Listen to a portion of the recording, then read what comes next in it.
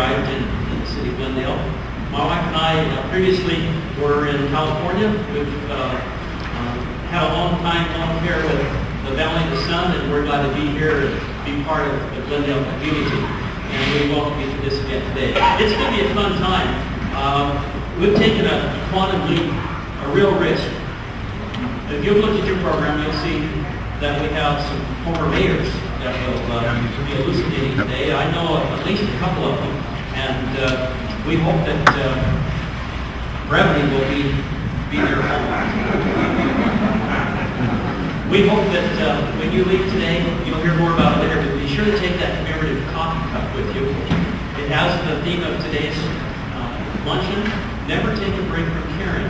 You are here because you're caring individuals, and we want to challenge you to keep caring. Thank you for caring for others through the Salvation Army.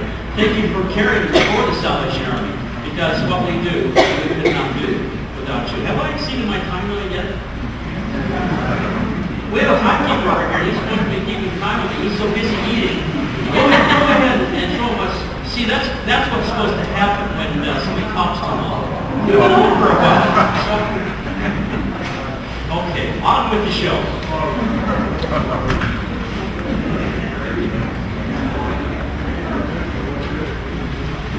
Thank you for that demonstration. Our goal is to be completed at 1:15, and so that all of you are busy. We do appreciate you being here. It's my privilege now to introduce our Mistress of Ceremonies. Tara Hitchcock is the anchor co-host of the highly rated Good Morning Arizona News program that airs each day from 5 a.m. to 9 a.m. on Channel 3 TV. And this morning I want you to know that we were at Senate 3, and it looked like we were having a wonderful time. Tara received her bachelor's degree in political science and communications in 1991 from Boston College, where she made the dean's list. She received her master's degree from the Glendale School of Journalism at Northwestern University. While an undergraduate and during her years in graduate school, Tara was very active in news reporting as an intern for TV programs such as Meet the Press in Washington, D.C., as well as other television news programs in Boston and New York City. She participated in a number of media workshops, received awards in public speaking competitions, and performed volunteer duties. In 1987, she came to Phoenix as one of 400 in the U.S. chosen for the American Academy of Achievement. And in 1990, was one of 30 students at Boston College chosen to tour the Soviet Union. In January of 2002, while in Telluride for a show, a tough assignment, January in Telluride, Tara met Ken Francis and they were married in October of 2003. This will be the third year that Tara has agreed to be our Mistress of Ceremonies, along with the advisory board and the staff. Please help me warmly welcome Tara Hitchcock back to Glendale.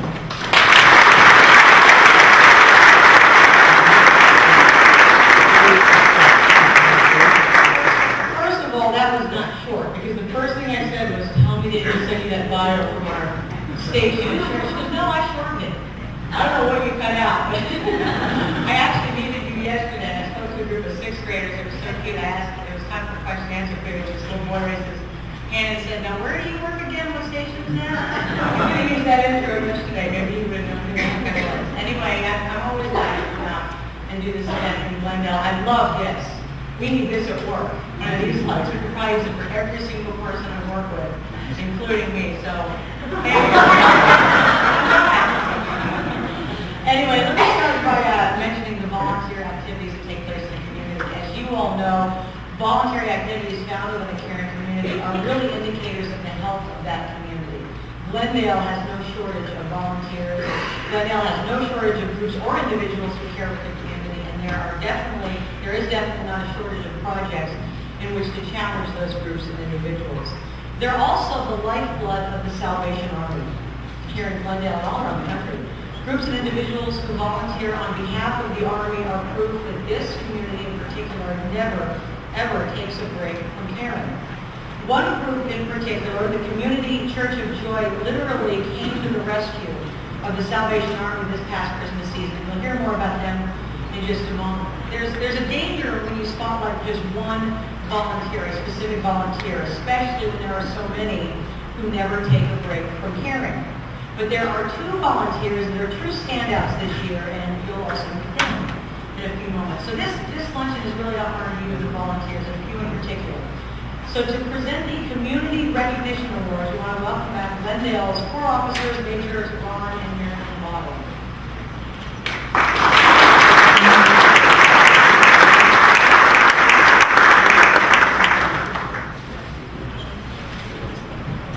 Groups and volunteers certainly are very important to us. There are so many things we do which we can't do without them. Can you all hear us out there? Okay? I think my grandchildren. You can talk in this one, and I'll talk in this one. Okay. Some of you look like this.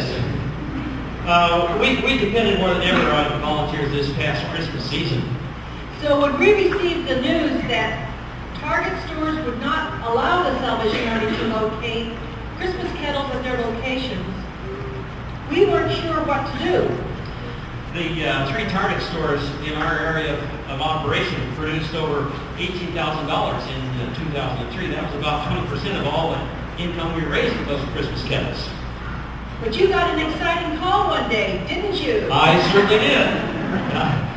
We learned that the Community Church of Joy was inviting us to place a kettle at the exit of their annual Celebration of Lights production. I guess you could say Community Church of Joy is a very caring congregation. I guess I can say that. And there's no doubt about it.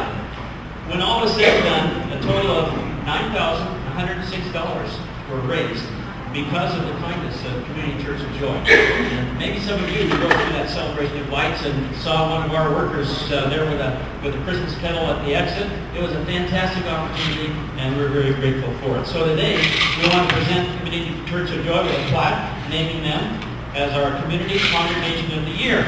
Arlene Williams, Human Resources Officer of Community Church of Joy, is here somewhere. Here she is.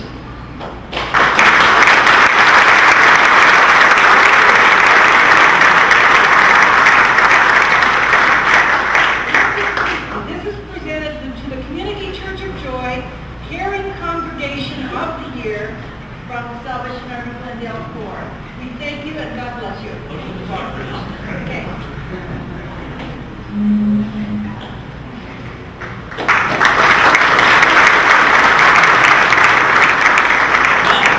It was real interesting when we learned of Community Church of Joy's offer.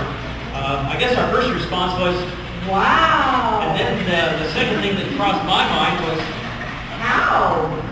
So we put out a plea to our congregation for uniform salvations because that was one of the requirements.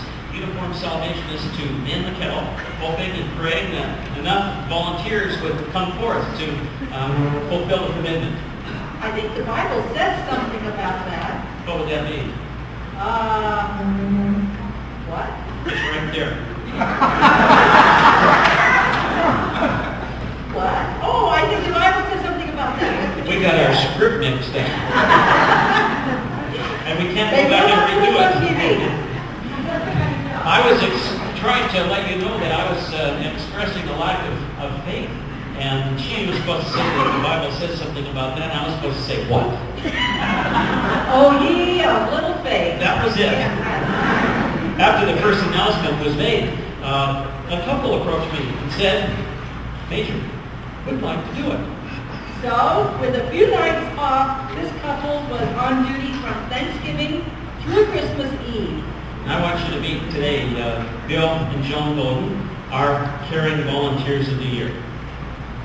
Come on.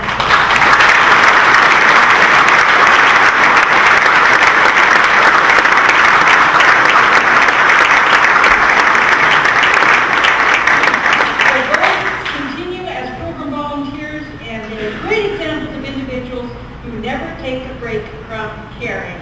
So here's your plaque to Bill and Joan Roden, our Caring Volunteers of the Year. We're so pleased present this to you. In fact, they were down here just last evening volunteering with one of our youth groups. Bill cooking the meal and Joan helping with the program. Thank you. God bless you.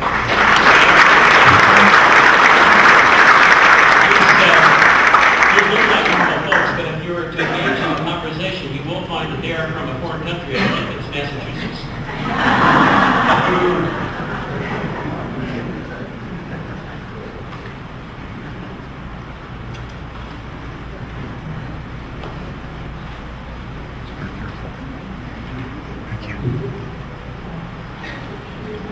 I don't know why you even need me. You all are awesome. You should take that act down the road. I love these people. I wanted to hold this and use this script because our next guest has a much better resume than the one I have.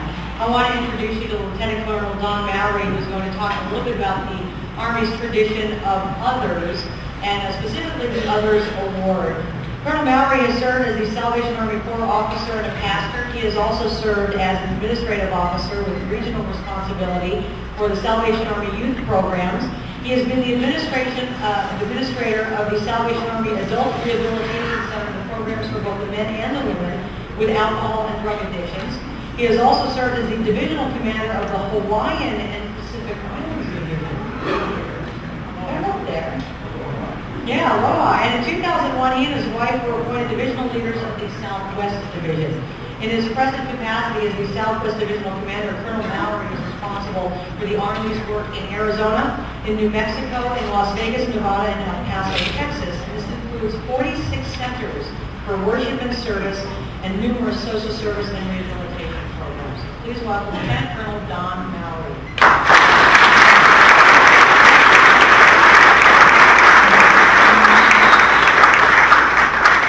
Sarah, thank you very, very much. I do want to give some credit to Channel 3. I know that you would be very pleased to know that under the support and the sponsorship of Channel 3, the Salvation Army Christmas Angel program is the largest program in the country, with over 50,000 gifts towards given to children by this last year. So, Channel 3,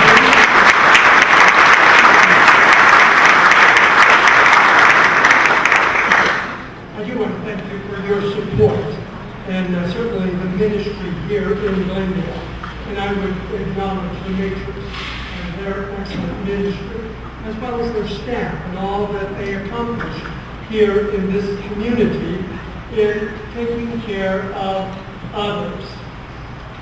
I would recognize you as well and the tremendous support you give, because without you, we would not be able to serve as many as we do. Others. Bramwell Booth, the son of the founder of the Salvation Army, encouraged his father to send a telegram. Remember what a telegram was, guys? A telegram to every Salvation Army officer in the world. A word of encouragement. William Booth, the founder of the Salvation Army, thought about it for a while, and then he did as his son suggested. And he sent a one-word telegram to every Salvation Army officer in the world. And that one word was others. Others. That's the spirit of the Salvation Army and our ministry. Our national commander shared some information with us just recently. And let me just highlight just a few of those statistics in the United States. The Salvation Army last year served over 32.9 million people in the USA. 55.5 million meals were served. And 20.5 million tangible items were distributed. In my mind, I'm thinking of couches and chairs and used automobiles and things like that. 10 million nights of lodging were provided in the United States. Friends, this is what's important to us. 3.5 million volunteers gave of themselves. in the U.S. on behalf of others in the for the Salvation Army. There were 450,000 Salvation Army Corps members and soldiers in the USA, and we have over 65,000 advisory organization members. 5,761 officers. So friends, you can see, without you, the volunteers, we would never ever be able to accomplish what we do in helping others. Let me share with you the mission statement of the Salvation Army. The Salvation Army, an international movement, is an evangelical part of the universal Christian church. Its message is based on the Bible. Its ministry is motivated by the love of God, and its mission is to preach the gospel of Jesus Christ and to meet human needs in His name without discrimination. Why the Salvation Army? Hundreds of thousands of wonderful people like you who give of themselves, who help others, who are homeless, destitute, hungry, sick. And they do so, and you do so, regardless of who they are, bringing help and hope to others. I would share with you that others is not just our community, but the world, in fact. The Salvation Army Southwest Edition has been a partner with Congo in Africa. And we are now preparing to send a team of volunteers to Kinshasa, the Congo. And we will be remodeling our AIDS hospital there in the Congo to help meet the needs of those so destitute, making a difference in the lives of others. And I think every one of us in this room can smile when I share with you that out of the terrible, terrible disaster, the tsunami that hit Asia this December, this division raised over $927,000 to go directly to the aid and to the assistance of those affected by that terrible disasters. And may I say, those others will be helped by the Salvation Army because of your generosity. Someone has said, the Salvation Army. No. The Salvation Army is fighting to be helped because too many people live in less than heavenly conditions. And friends, it's because of you and because of your support we're able to do so. I would leave with you the words again of our founder, William Booth, who 133 years ago said this: "While women weep as they do now, I'll fight. While little children go hungry, I'll fight. While men go to prison, in and out, as they do now, I'll fight.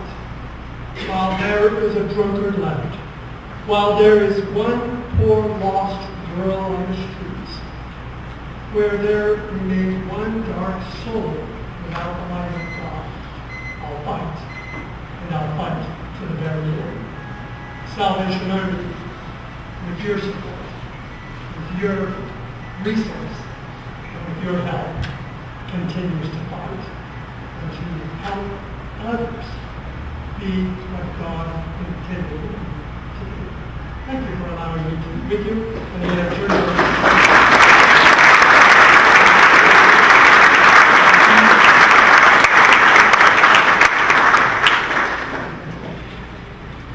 Got a little dramatic music toward the end there. Everybody's so comfortable. This obviously is a very special award, and to help present the Others Award, I want to invite some advisory board members who are also members of the Glendale City Council, Vice Mayor Tom Eggleston and Councilman Steve Freight, and they are going to help former mayors and the current mayor of the city of Glendale to honor a very special person who will join many other special others recipients. Steve and I have been on the advisory board for a good long time, and Steve now serves as vice chair. And it's our enviable task to introduce each by each the forebears that served in Glendale subsequent to the service of Mayor Max Klass. Max Klass came on the council in 1964, and in 1966 he served there for 10 years in 1977, and he was the youngest person there who served as mayor and council at that time. We're both a lot younger than him. Thanks for your presentation. But Steve, you do the first introduction. Well, before I do the first introduction, I just look down at this table of past mayors and present mayor, and I look at 40 years, over 40 years of leadership in this community. How about if we give a hand?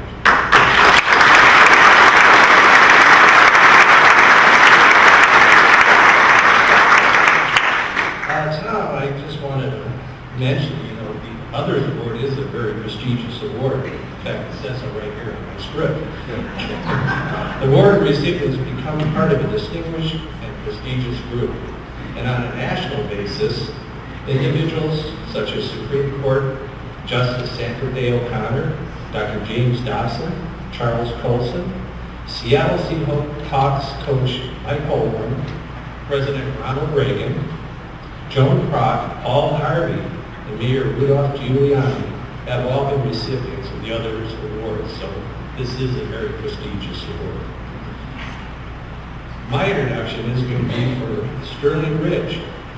Sterling Ridge served on the City Council as a City Council member from 1974 to 76, and as mayor from 1976 to 1980, and then went on further and served down at the state legislature. We have a warm hand for Sterling Ridge.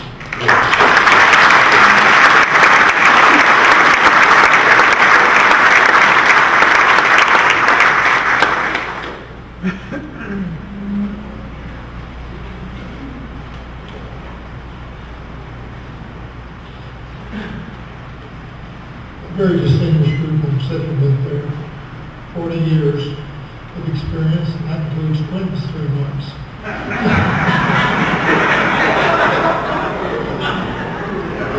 You'll notice all the gray hair except for the line. But no, it truly was an honor to serve as mayor. It's a double honor to honor Max and Betty Klass.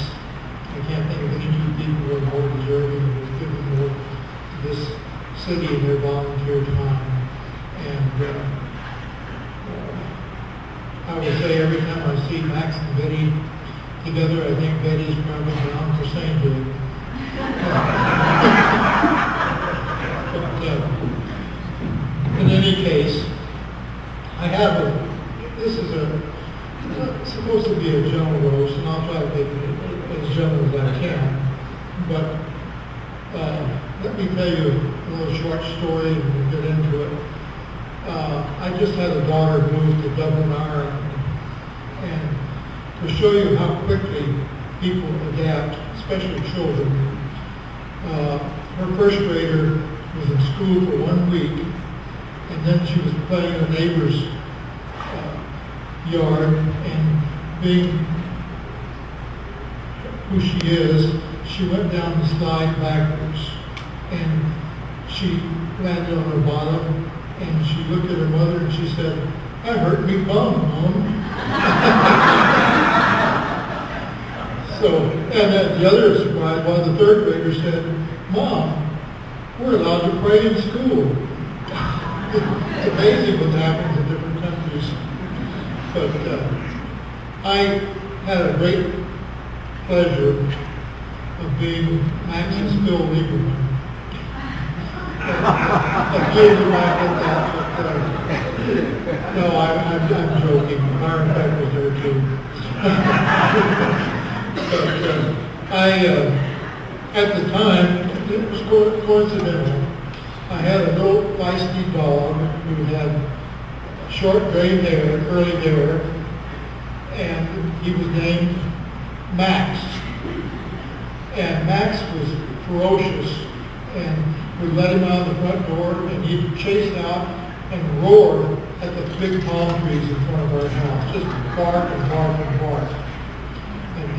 no palm tree ever set foot in our door, I'll tell you that. But in any case, Betty came over to a Girls Club meeting one day. Barbara and Dad were on the board. My wife Barbara was sitting down there, and Barbara got to thinking about it. Now,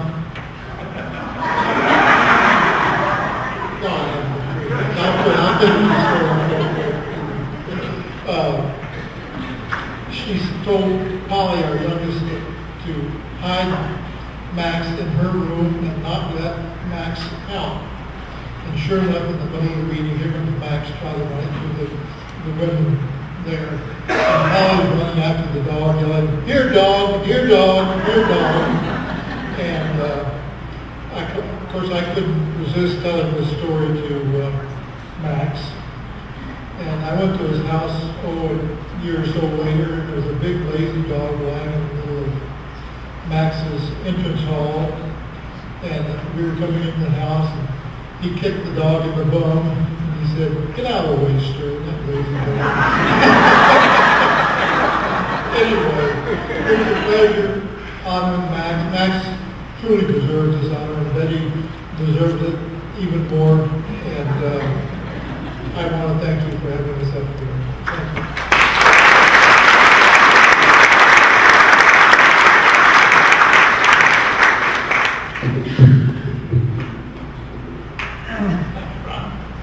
Well, now I'd like to call up a longtime friend and neighbor, Mayor George Renner.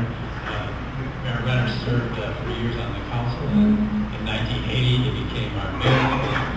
For 12 years in 1992, he served as our mayor. And subsequently, has been doing a lot of good volunteer for water issues. And served as the president of the board of the Central Arizona Water Conservation District.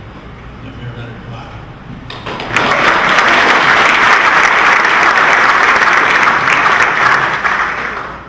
3.5 minutes, Bill. Thank you. Welcome all of you to this luncheon and this opportunity to honor Max and Betty. Betty, as Sterling said, you really deserve the honor first and foremost for putting up with Max. And as far as putting up with people, as Mayor Scruggs knows better than anyone in this room, one of the biggest challenges an elected official has is putting up with former elected officials who like to call and write letters and perhaps take advantage of their past position. No one, in my experience as an elected official, was more expert at that than Mayor Max Klass. And from not only issues that were near and dear to his heart, but issues that were near and dear to others' hearts, Max would advocate on their behalf. And I never understood if he learned this from Betty or Betty learned it from him. But Betty could be equally as irascible when it came to issues like arts, when it came to issues like the Historical Society, when it came to funding issues. I think Betty's work with others is one of the reasons that the Glendale Arts Council has evolved to be the kind of activity it is today. We deserve great credit for that. Max deserves credit and blame for a lot of things. Sister City was Max's idea, and he was a constant thorn in my side to make sure that the Sister City organization got funding. My best Max Klass memory is when I took office as mayor. The city was having some issues with the library. The library then was organized in a different way than it is now. The library board actually had some authority, taxing type authority. They could spend money without the council's approval. And Max was still a fairly recent former mayor at that time in 1980. He had a rather unsuccessful, some say disastrous run for Congress. Took some of that frustration out on the city. Anyway, we decided what we would do is we would hand this whole mess of the library to Max Klass, and we appointed him to the library board, where he instantly exerted his leadership and became chairman of the library. And as we knew, he went on and solved those problems, and it came back into the fold to be a more normal operating board and commission. However, in his own spirit and initiative, Max created a group called the Friends of the Library that still exists today. Some of you may be members of that organization, which turned out to be, in a Max Klassian kind of spirit, a thorn in the side of the mayor and council when it came to library issues. So your spirit lives, Max, not only individually, but organizationally. The two of you deserve great recognition. Thank you.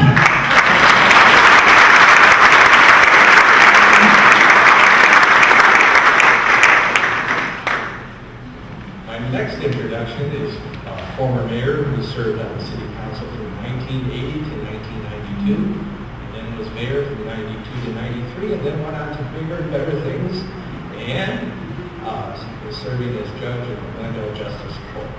Would you please have a hand for Judge Clinton Tolby?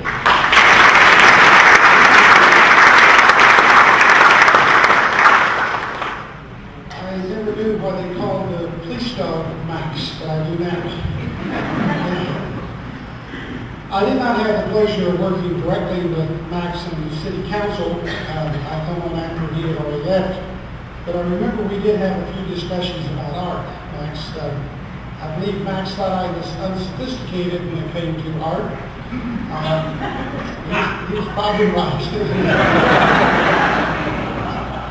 I'm sure Elaine remembers when I called a piece of art up on Union Hills a bowling ball without holes. The late Marie Sands tried in vain to educate me about art, but she never got that done either. I remember working with Betty on planting trees. You could fill a book on the projects that Max and Betty had worked on. You know, Max, being a politician is not hard. All you need is sincerity. And as soon as you learn how to fake it, it's easy. I look at City Hall today and remember how it was in the days when I first started. We had the entire staff in the old escaping building. The mayor's office could not have been more than 10 foot square, just big enough for one desk and one chair. Didn't even have a window. George didn't have a window at that time. You know, politicians are like dirty socks. They both come clean when you put them in hot water. I was told that Max was mayor that every public employee gave 100% every week. They gave 20% on Monday, 20% on Tuesday, Thursday and Friday.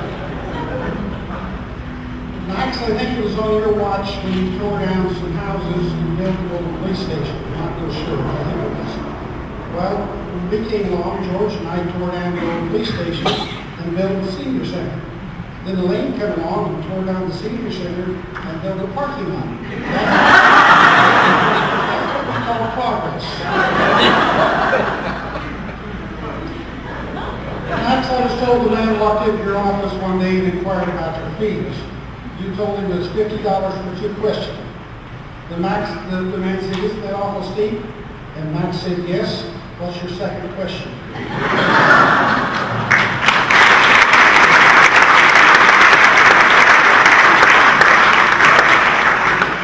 And now it's my pleasure to introduce our present mayor, Mayor Elaine Scruggs. Came on the council in 1990, served since 1993 as our mayor, Mayor Elaine Scruggs.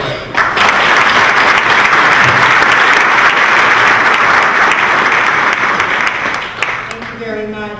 I met Betty first before I met Max. That was probably good.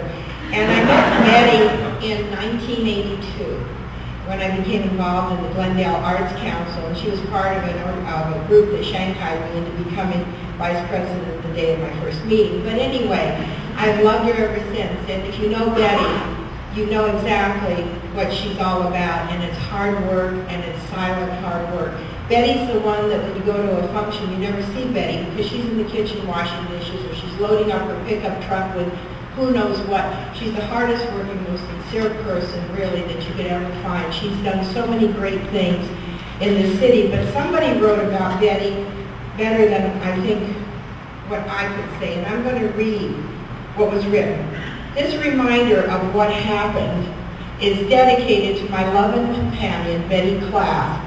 She was then, and is now, a silent force for good in the community. Her thoughts and high principles were always a guide star to me during my public service. We shared fun times, hard work, and vicissitudes of public office. We both express our heartfelt thanks to Irene Witter for preserving a reminder of some of the best years of our lives, Max Klass. Now, where did I get this? You see, I did get to know Max, and to tell you the truth, we've been personal friends for many years now and enjoy having them at our house, and we do social things together. But Max, wanting to make sure that I stayed on the straight and narrow, gave me a book called What Really Happened, Glendale, Arizona, 1964 to 1976. This is my guidepost, and it recounts what happened during Max's life. And I think I'll go along with something Quentin said. Things come and go, but they don't really change that much. We're talking a lot about annexation during the time Max was mayor. The city doubled in size from 10.76 square miles to 23.5 square miles. As a councilman, we talk a lot about parks. Boy, we fight about parks all the time. During the time that Max was mayor, there were 3 pools built, 7 parks built, Glen Lake Golf Course built. Well, we have a lot of time constraints, so I'll skip this part about when he enacted the ban on goats. I didn't understand that. I wasn't sure about that, but we'll go back to that some other time. Okay, in 1967, Mayor Max Klass predicted the substantial completion of Grand Avenue from Camelback to Northern and Glendale Avenue, 83rd to Grand. We're working on that, Max. In 1970, Mayor Klass got a student representative authorized in the Parks and Recreation Commission from high schools within corporate limits. I don't know what happened to that. I thought I did that about 1998. But anyway, you did it first, disappeared, came back. The employees in the city of Glendale closure years in 1970, he gave a 10% pay raise. I'm going to skip through this. They're going to buzz me real quick. We had a big fight with Sam Steiger that made national news. Max also taught me how to speak properly as the mayor and the elected chief representative of the city of Glendale. And one of the ways, this is August of 1973, is reported here, the city of Glendale rejected the EPA transportation proposal to reduce mileage 15%. Mayor Klass said, pure hogwash.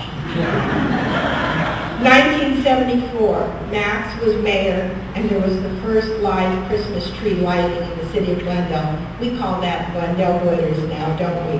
1975, dial-a-ride buses rolled for the first time. 1975, Mayor instituted a recycling pilot program. 1976, radar speed gun, now in use of police department, and it still is.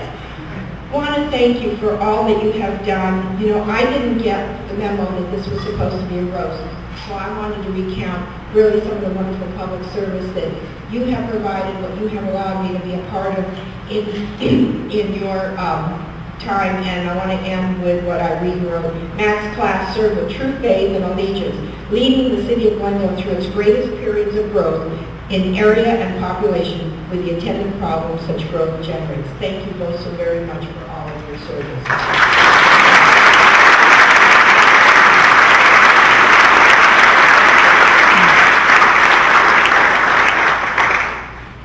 Thank you all so much. Now may I please invite Max and Betty, would you come forward?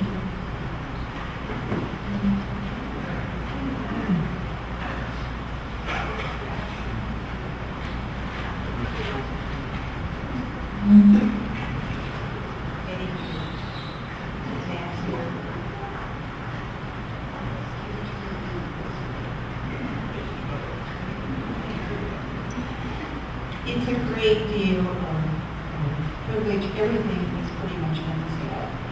And I'm just so honored to be here to say to you, we are so proud of you and so appreciate the value of everything you have done for Glendale and for our many, many citizens through the years. And at this time, Ron, would you please would you hand us the mail? This is inscribed and it says, presented to Max and Betty Klass, in appreciation of your service to others, the Salvation Army of Glendale, May 11, 2005. We give it to you as a gift from our heart, with gratitude for all that you've done for this community. And we pray that we'll keep on doing good things. Never take a break from caring.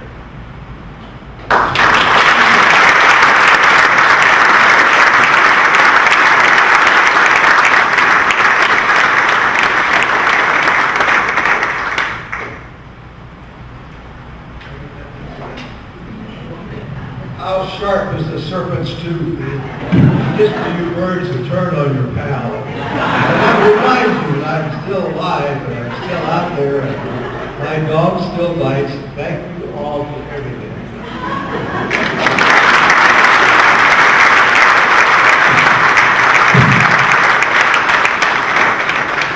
Now, you have a couple of minutes if you want to say a word or two more.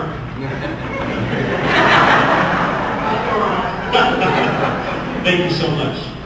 And just let me interject before Tara comes back. I want to say a word of thanks. This is not on the program, but the concept for this honor this year came from one Dan Germont. And thank you, Dan, for giving us this opportunity. Some of us learned a lot today. Some of you relived a lot of things. But we have a much deeper appreciation for Glendale, for the people that have been at the helm of the ship at Glendale. And we thank you. And thanks to Max and Debbie.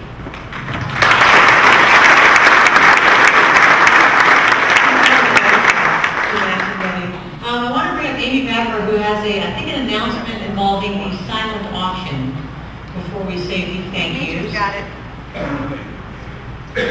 What's going on? I think I'm going to stand in for her. Is that right? She's back It's there. hard to get all the way up front, so I'm going to leave it back here. You, two things. Special thank you to the following for partnering with the Salvation Army and its maintenance partnership program. There are 12 groups or individuals who have pledged $200 a month to help us with ongoing needs on the campus here. Then, is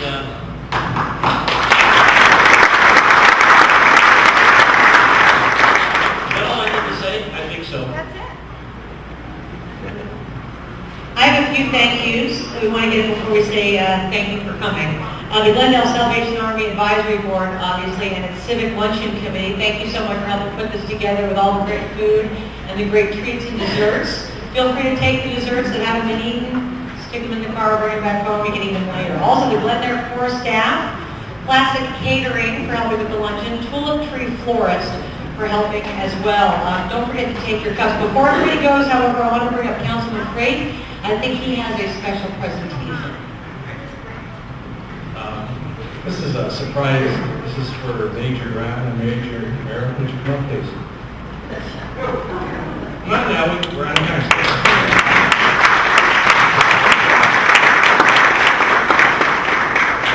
The advisory board appreciates all the hard work you do, and since your boss is here, I'm going to say you have to be one of the most hardest working couples in the Army, and this is just a little appreciation from the advisory board. I hope you enjoy it and take some time off to enjoy it. So congratulations.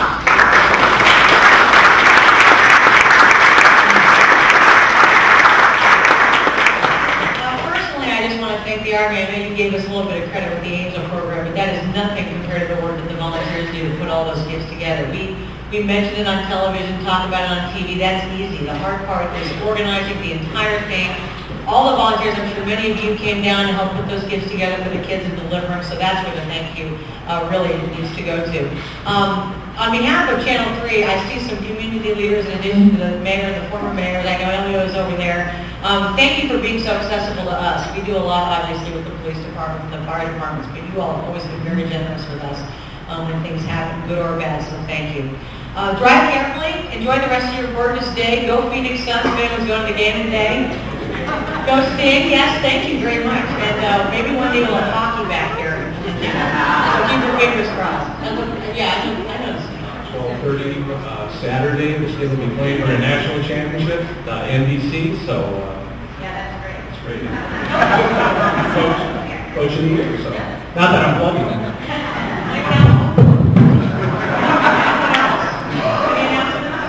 Anyway, drive carefully. Thanks so much for coming.